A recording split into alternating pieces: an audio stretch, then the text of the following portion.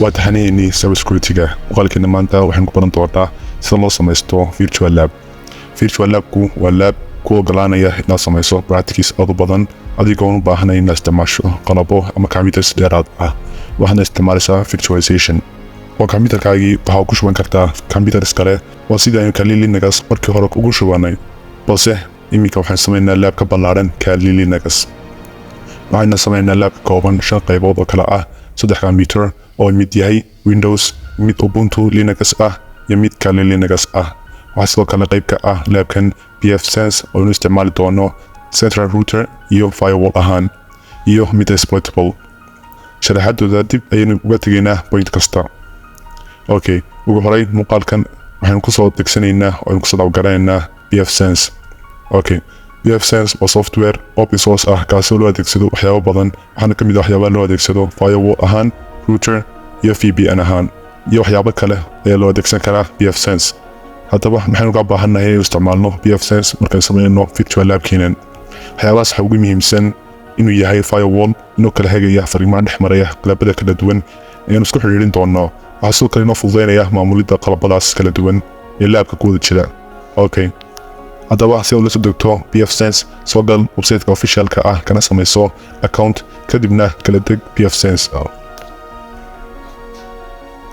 Okay, marka kala soo degto pfSense waxa laga yaabaa inuu kugu soo baxo extension ah .iso.ganzip. marka ganzipka waxaad kaga furan kartaa software-kan lagu magacaabo 7zip ama waxaad kaga furan kartaa adigoo isticmaalaya command line-ka. waxaadna ku qori kartaa command-kan yaala qaybta description-ka. Okay, markaad dhamayso hawshaasi waxaanu furaynaa VirtualBox. dabcan marar badan aynu application-kan isticmaalnay. haddii aadan kugu jirinna waxaad kala soo degaysaa browser-ka.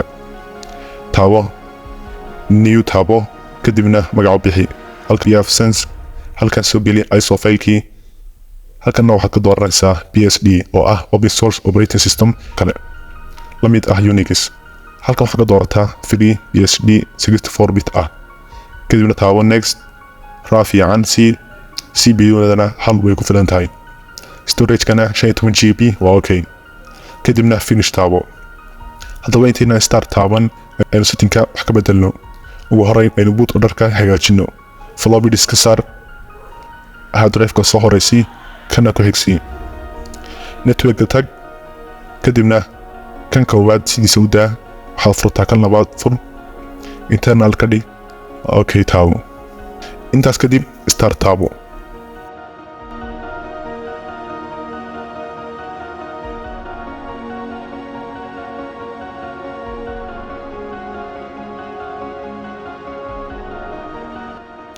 wixii intaa ka dambeeya enter umsi waa process fudud.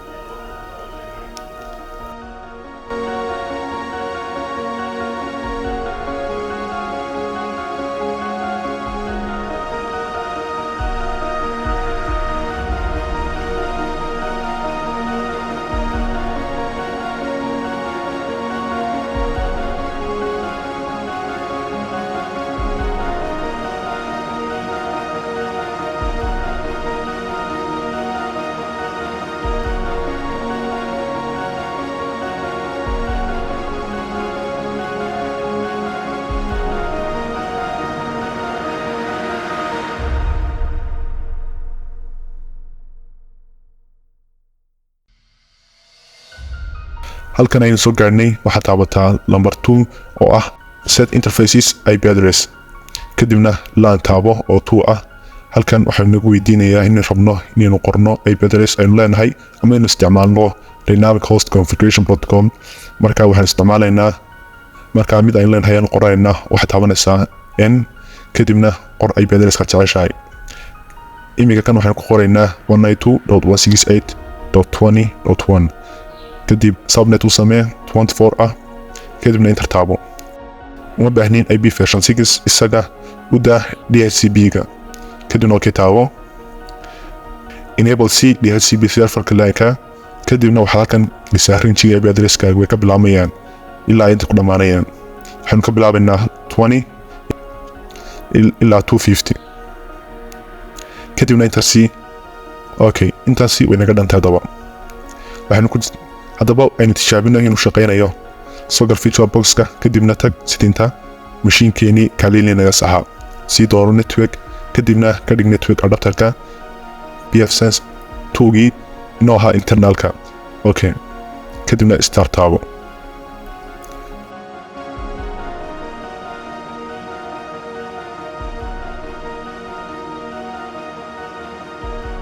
soo gal terminalka waxaad ku qortaa APA oo ah command-keena siinaya xogta network-ga machine-keenan sida halkan nooga muuqata waxaan arkaynaa machine-keenu nagu xiriirsan yahay network-kii aynu had yar sameynay ee IP address-kiisu ah 192.168.20.10